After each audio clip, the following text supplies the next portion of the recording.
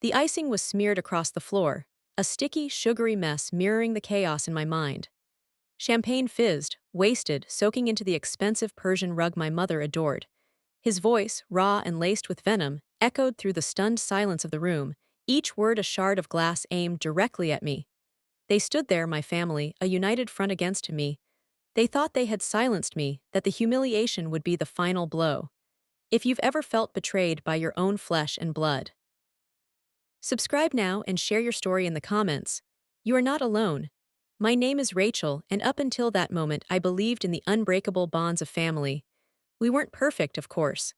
There were the usual squabbles, the occasional passive-aggressive comments disguised as concern, but underneath it all, I truly thought there was love. My brother, Ethan, had always been the golden child, the one who could do no wrong in my parents' eyes. He coasted through life on charm and inherited wealth, leaving a trail of broken promises and unpaid debts in his wake. I, on the other hand, had always been the responsible one, the dependable daughter who worked tirelessly to achieve her goals. I built my own business from the ground up, pouring my heart and soul into every detail. It wasn't easy, especially with Ethan constantly needing loans that he never repaid, but I persevered.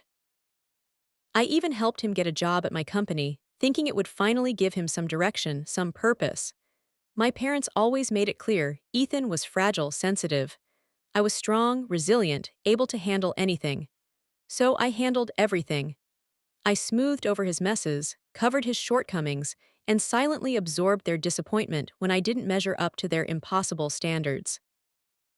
The family party was supposed to be a celebration, a belated birthday gathering for my mother, and an opportunity to showcase the company's recent success. I had worked for months to make it perfect, meticulously planning every detail from the floral arrangements to the curated menu. I wanted my parents to be proud, to finally acknowledge my accomplishments. The atmosphere shifted when Ethan arrived, noticeably drunk and accompanied by a woman I'd never seen before who was clinging to his arm like a barnacle. He stumbled through the room, slurring greetings and knocking over a vase of lilies which my mother had carefully arranged. I caught her wince, a fleeting expression of annoyance quickly replaced by a practiced smile. "Ethan, darling, are you all right?" she cooed, rushing to his side. "Of course, mother," he replied, his words thick with sarcasm. "Never better." He then proceeded to make a series of increasingly inappropriate jokes, each one met with nervous laughter and strained smiles. I tried to steer him away from the open bar, but he shrugged me off, his eyes glinting with defiance. "Relax, Rachel," he sneered. "It's just a party, live a little." Live a little, I thought, my hands clenching into fists. I had sacrificed countless hours, missed birthdays and anniversaries, all to build something substantial, something that would make our family proud. And this was the thanks I got: to have my brother, the perpetual screw-up, belittle my efforts and disrespect my hard work. The tension in the room was palpable, a heavy blanket suffocating any semblance of joy. I saw my father's face, a mixture of disapproval and resignation, and my mother's, a mask of strained composure. They knew I realized. They knew exactly what Ethan was capable of, and they simply tolerated it, excused it, because he was their son. Then came the explosion. Ethan, fueled by champagne and resentment, launched into a drunken tirade, accusing me of being a controlling perfectionist, of always trying to one-up him. He ranted about how I had always been jealous of him, of his natural charm and effortless popularity. He claimed that I had only succeeded because I was ruthless, because I had stepped on others to climb to the top. My blood ran cold. These weren't just drunken ramblings, these were deeply held resentments, festering beneath the surface for years. He grabbed a bottle of champagne and flung it against the wall, sending shards of glass and bubbly liquid flying. He then turned his attention to the elaborate cake, a masterpiece of pastry and design, and with a sweeping gesture smashed it to the floor. The room fell silent, the only sound the heavy breathing of my enraged brother. My parents stood frozen, their faces pale with shock. And then, Ethan uttered the words that would forever alter the course of our relationship, the words that would ignite the flames of my revenge. He looked me directly in the eye, his voice dripping with malice, and said, "You think you're so smart, Rachel. You think you're so successful. Well, watch me tear it all down." The person I trusted most was one of them. He wasn't just acting out of spite or jealousy, he was working with someone else, someone close to me, someone I had considered a friend. The realization hit me like a physical blow, leaving me gasping for air. The betrayal cut deeper than any of Ethan's drunken insults. The sticky residue of the cake clung to my shoes as I walked away, the weight of Ethan's words crushing me more than the sugary mess ever could. I tried to reason with myself, to dismiss it as drunken bluster, but deep down, I knew there was truth to his threat. He resented my success, my ambition, the very things my parents praised him for lacking. And now, fueled by alcohol and something far more sinister, he was determined to destroy everything I had built. Sleep evaded me that night. Every time I closed my eyes, I saw his face, contorted with rage, the champagne bottle crashing against the wall. The sound echoed in my ears, a constant reminder of the impending doom. I tossed and turned, replaying the events of the evening, searching for clues, for any indication of what he might be planning. The who haunted me even more than the what. I knew Ethan wasn't capable of orchestrating something like this on his own. He needed a partner, someone with the skills and the access to inflict real damage. And that realization sent a chill down my spine, because it meant that someone I trusted, someone I had welcomed into my life, was actively working against me. The next morning, I arrived at the office, my mind racing. I tried to focus on the day's tasks, but I couldn't shake the feeling of unease. Every email, every phone call, every interaction felt like a potential threat. I called Ethan, hoping to talk some sense into him, to appeal to whatever shred of decency he might still possess. But he didn't answer. I left a message, pleading with him to stop, to think about the consequences of his actions. But I knew, even as I spoke the words, that it was futile. He was too far gone, consumed by his own jealousy and resentment. Days turned into weeks, and the tension continued to escalate.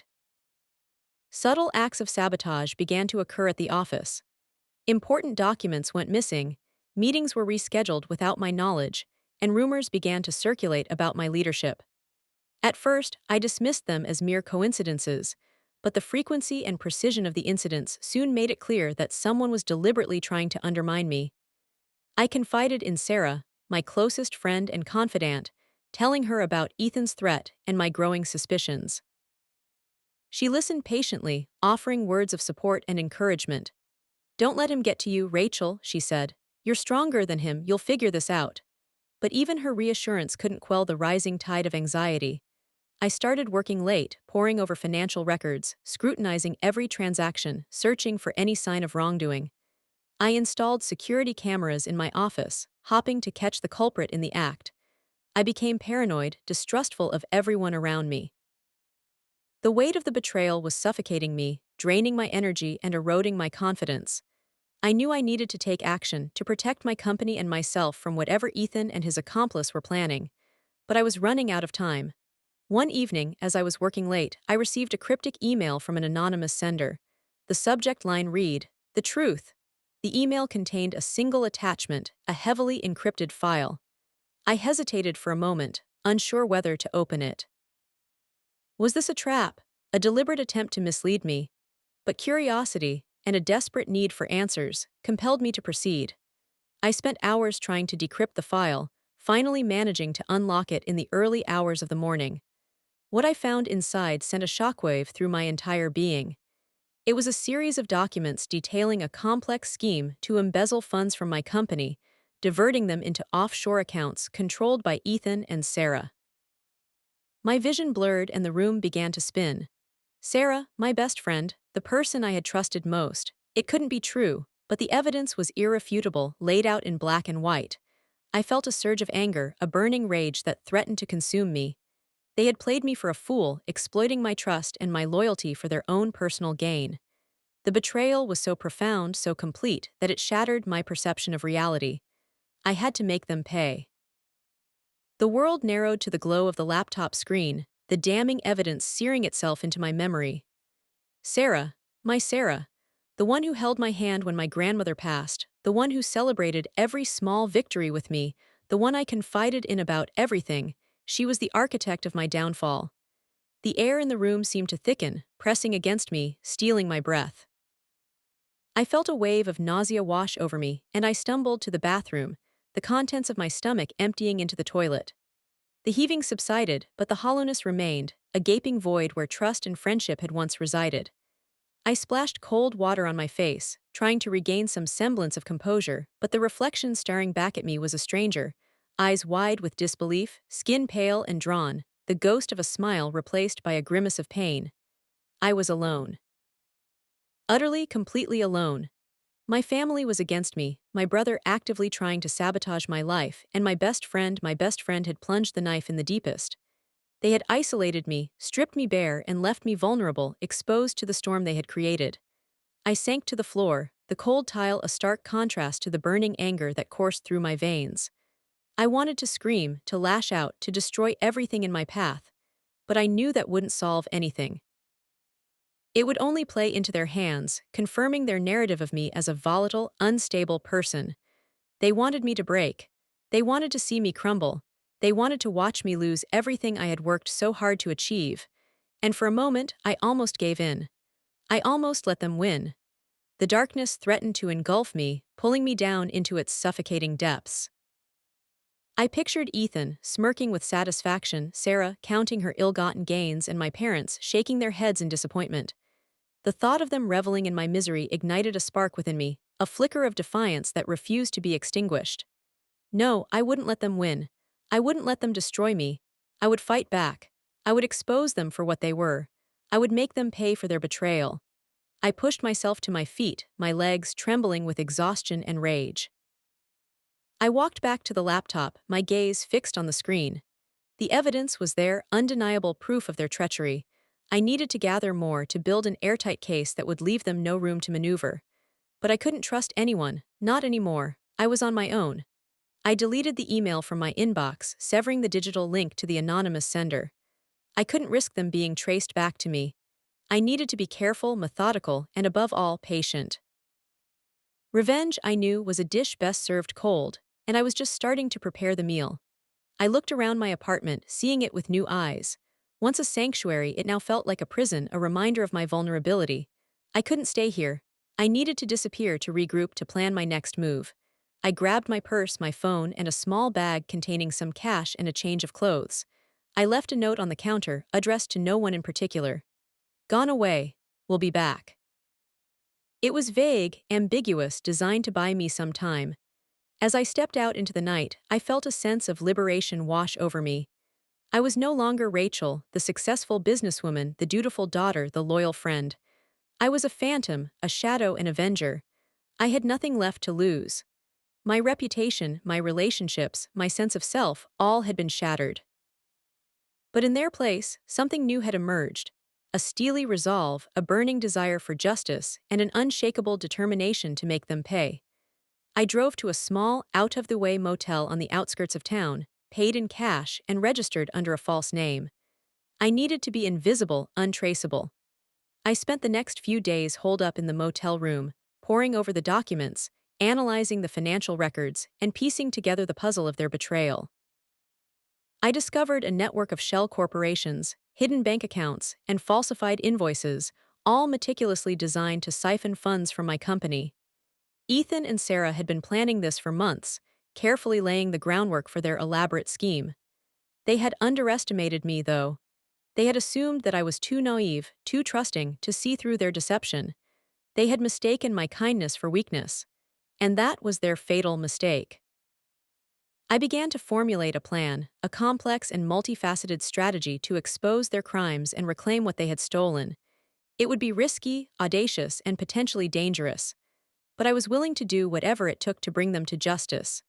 The old Rachel was gone. In her place stood a woman forged in the fires of betrayal, armed with nothing but her wits, her determination, and an unyielding desire for revenge. They had made a powerful enemy.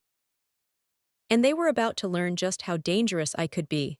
I smiled, a cold, hard smile that didn't reach my eyes. The game had just begun. The plan began to solidify in my mind, a meticulously crafted web of deception designed to ensnare them in their own lies. I started small, focusing on gathering irrefutable evidence of their embezzlement. I knew I couldn't go to the authorities just yet. I needed to be absolutely certain that I had enough proof to secure a conviction. I spent hours researching forensic accounting techniques, learning how to trace the flow of funds through the complex network of shell corporations. I subscribed to online databases that provided access to corporate records and financial statements, meticulously documenting every transaction, every discrepancy, every red flag. I also knew that I needed to protect myself. I purchased a burner phone and a prepaid laptop, ensuring that all my communications and online activities were untraceable.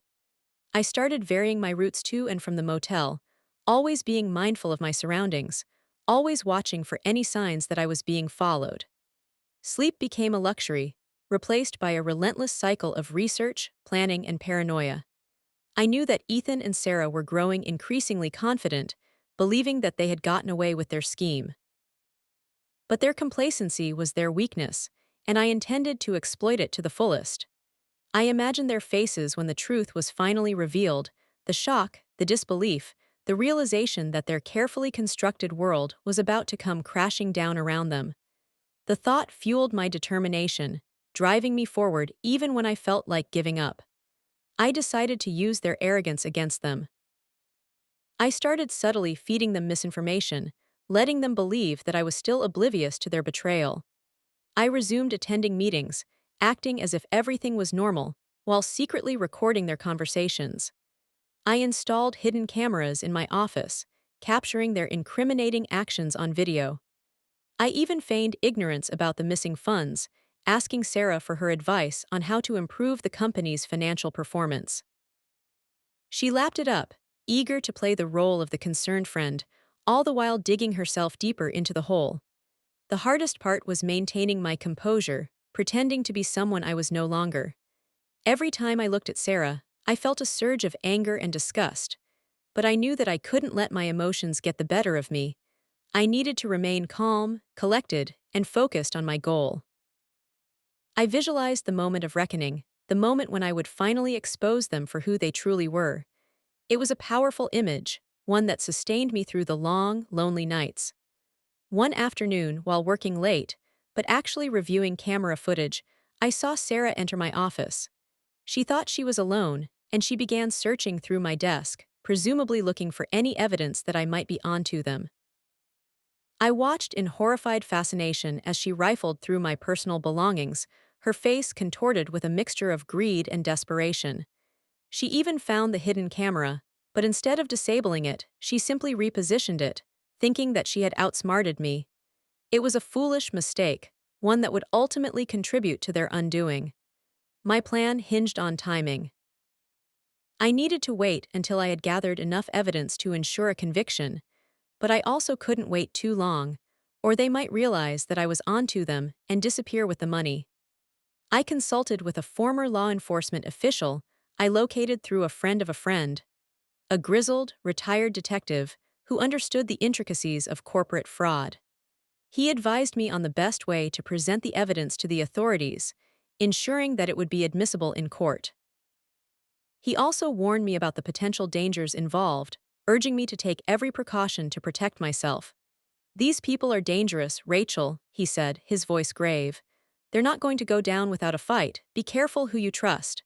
His words echoed my own fears, reinforcing my determination to remain vigilant. I knew that Ethan and Sarah were capable of anything, and I couldn't afford to underestimate them. As the days passed, the tension mounted. I could feel the noose tightening around them, their desperation growing with each passing hour. They started making mistakes, becoming careless in their actions, and leaving a trail of evidence that even a novice investigator could follow.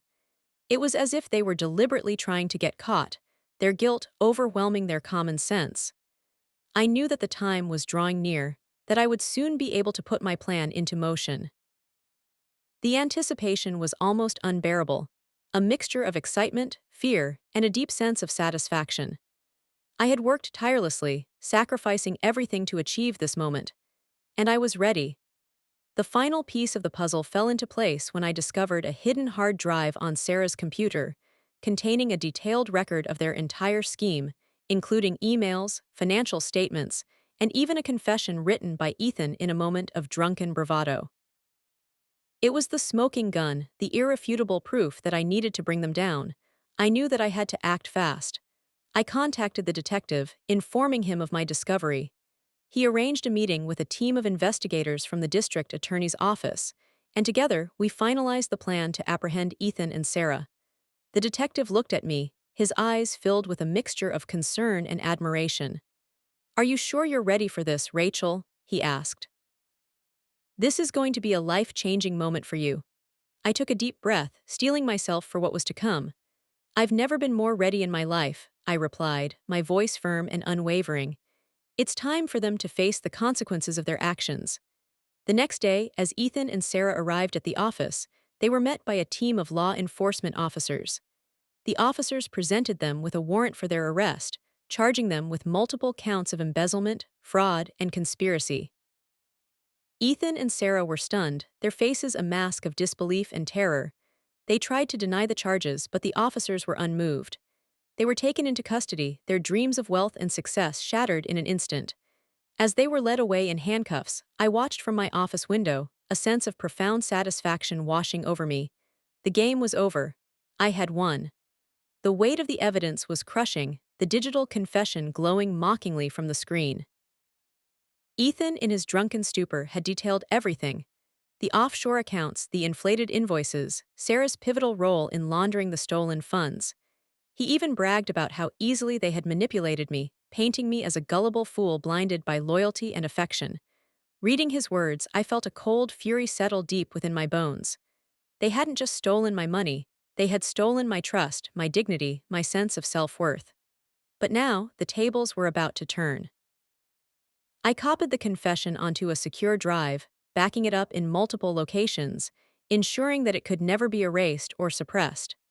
This was the key, the ultimate weapon in my arsenal.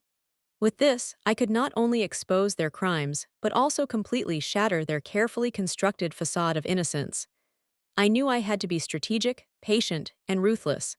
I couldn't afford to make any mistakes, to give them any reason to suspect that I was onto them. I had to lull them into a false sense of security, to make them believe that they were still in control. And then, at the precise moment, I would unleash the truth, watching as their world crumbled around them. The plan began to take shape, a delicate dance of deception and manipulation designed to lead them directly into the path of justice. I knew I couldn't simply hand over the evidence to the authorities and expect them to take immediate action. Ethan and Sarah were powerful, well-connected, and adept at manipulating the system. They would use their resources to discredit me, to muddy the waters, to delay and obstruct the investigation. I needed to create a situation where they couldn't escape, where the evidence was so overwhelming and undeniable that even their most powerful allies couldn't protect them. I decided to use their own greed against them, to lure them into a trap that they themselves had unwittingly constructed. I would dangle the prospect of even greater wealth, of even more audacious schemes, enticing them to take risks that they couldn't resist. And as they reached for the bait, I would spring the trap, exposing their crimes to the world. It was a risky strategy, but I was confident that I could pull it off. I knew them both intimately, their strengths, their weaknesses, their deepest desires. I knew how to push their buttons, how to play on their insecurities, how to manipulate them into doing exactly what I wanted. The thought of them falling for my ruse filled me with a grim satisfaction. They had underestimated me for too long, mistaking my kindness for weakness, my loyalty for blind obedience. Now, they were about to learn the true extent of their mistake. I started by subtly suggesting that I had discovered a new opportunity, a lucrative investment that could generate even greater profits than their current scheme. I presented it as a high-risk, high-reward venture, one that required a significant upfront investment but promised to deliver astronomical returns. I knew that Ethan, with his insatiable hunger for wealth, wouldn't be able to resist the temptation. Sarah, ever the pragmatist, would be more cautious, but I also knew that she wouldn't want to be left out of the potential windfall. I carefully crafted my presentation, peppering it with technical jargon and impressive-sounding statistics, making it seem as legitimate and credible as possible. I even created a fake prospectus, complete with fabricated testimonials and impressive financial projections. I knew that they would scrutinize every detail, looking for any signs of deception. But I was confident that I had covered my tracks, that I had anticipated their every move. I arranged a meeting at a discreet location, a private dining room in a high-end restaurant, ensuring that the atmosphere was conducive to secrecy and intrigue. As I waited for them to arrive, I felt a surge of adrenaline coursing through my veins. This was it, the moment of truth. Everything I had worked for, everything I had sacrificed, was about to come to fruition. Ethan arrived first, his eyes gleaming with anticipation. He greeted me with a forced smile, his voice dripping with false sincerity. "Rachel, so good to see you. I'm excited to hear about this new opportunity." I returned his smile, my heart pounding in my chest. "Ethan, thank you for coming. I think you'll find this very interesting." Sarah arrived a few minutes later, her expression guarded and suspicious. She eyed me warily as if expecting me to betray her at any moment. "Rachel, what's this all about?" she asked, her voice sharp and accusatory. I took a deep breath, steeling myself for the performance of my life. "Sarah, I've discovered something that I think could be very profitable for all of us, but it requires discretion and trust." I laid out the details of the investment opportunity, carefully monitoring their reactions. Ethan was immediately captivated, his greed overriding his caution. Sarah remained skeptical, peppering me with questions, probing for any weaknesses in my presentation. But I was ready for her, armed with carefully rehearsed answers and a steely resolve. As the meeting progressed, I could see their resistance gradually crumbling. The lure of easy money was too strong to resist. They started discussing the logistics of the investment, calculating how much they could afford to contribute, and strategizing how to maximize their returns. I listened patiently, nodding and smiling, guiding them along, leading them deeper and deeper into the trap. Finally, after hours of negotiation, they agreed to invest. They were hooked. The final step was to arrange the transfer of funds. I insisted on using a secure, offshore account, claiming that it was necessary to protect the investment from prying eyes. I provided them with the account details, a series of complex numbers, and codes that I had fabricated myself. I knew that they would want to verify the legitimacy of the account, but I had anticipated their every move. I had created a fake website, complete with bogus financial statements and impressive security protocols, designed to convince them that the account was legitimate. As they prepared to transfer the funds, I felt a surge of anticipation. This was it, the moment of truth. Once the money was transferred, I would have irrefutable proof of their guilt, evidence that would be impossible to deny. I watched as they typed in the account details, their fingers trembling with excitement and greed. The transfer was initiated, the funds disappearing into the digital ether. I leaned back in my chair, a cold smile spreading across my face. The trap had been sprung. "Well, Ethan, Sarah," I said, my voice dripping with sarcasm. "Congratulations, you've just made the biggest mistake of your lives." Their faces turned pale, their eyes wide with horror. They knew in that instant that they had been played. But it was too late. The game was over. As police sirens wailed in the distance, growing louder with each passing second, I knew that their world was about to come crashing down around them. The final act was about to begin. The sirens wailed closer, a symphony of impending doom for Ethan and Sarah. Their faces, moments ago flushed with greed, were now pale masks of terror. Ethan stammered, "What? What is this, Rachel? What's going on?" Sarah, ever the quick thinker, tried to regain control, her voice shaking as she spoke. "This is a mistake. A misunderstanding, we can explain." But the arrival of uniformed officers cut her off. They moved with precision, their faces grim as they read the warrant, detailing charges of embezzlement, fraud, and conspiracy. Ethan's bravado evaporated, replaced by a pathetic plea, "Rachel, please, tell them it's not true. Tell them we were just joking." Sarah, realizing the game was up, shot daggers at me with her eyes, a silent promise of retribution. As the officers cuffed them, leading them away from the opulent restaurant, their carefully constructed world crumbled into dust. The other diners, who moments before had admired them, now stared with a mixture of shock and disdain. Their whispers followed Ethan and Sarah out the door, a chorus of condemnation. I watched them go, feeling a strange mix of emotions. Relief, certainly, but also a profound sadness. These were people I had once cared for, people I had trusted. Now they were nothing more than criminals, their lives irrevocably damaged. The fallout was swift and brutal. The news of Ethan and Sarah's arrest spread like wildfire, engulfing the company in scandal. The stock price plummeted, investors panicked, and the board of directors scrambled to distance themselves from the disgraced executives. The company, once a symbol of success and innovation, was now teetering on the brink of collapse. Ethan and Sarah's assets were frozen, their bank accounts seized, and their reputations shattered beyond repair. Their friends and colleagues abandoned them, unwilling to be associated with their crimes. They were pariahs, ostracized, and alone. During the trial, the evidence I had meticulously gathered was presented in court, a damning indictment of their greed and deception. The hidden camera footage, the recorded conversations, the digital confession, it was all there, irrefutable and undeniable. Ethan and Sarah tried to defend themselves, but their lies were easily exposed. The jury deliberated for only a few hours before returning a guilty verdict. They were sentenced to lengthy prison terms, their lives effectively over. As they were led away to begin their sentences, they turned to look at me, their eyes filled with hatred and regret. But I met their gaze without flinching, knowing that I had done what was necessary to protect myself and the company from their treachery. The aftermath wasn't easy. While justice was served, the emotional scars lingered. The betrayal cut deep, forcing me to reevaluate my trust in people. I spent months rebuilding the company, working tirelessly to restore its reputation and financial stability. It was a long and arduous process, but I was determined to succeed. I surrounded myself with people I could trust, people who shared my values of honesty and integrity. Slowly but surely, the company began to recover. New investors came on board, new opportunities emerged, and the future began to look bright once again. I emerged from the experience stronger and wiser, with a newfound appreciation for the importance of vigilance and self-reliance.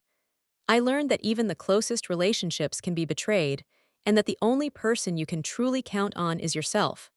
Looking back, I don't regret my actions. I did what I had to do to protect myself and the people I cared about. It wasn't easy, but it was necessary. As I saw their lives unravel, their faces contorted with anguish, there was no joy, only a hollow sense of completion. They lost everything. I just smiled, not with glee, but with the quiet satisfaction of knowing I survived. Revenge isn't sweet, it's necessary. Would you have done the same? Let me know in the comments. Subscribe for more justice.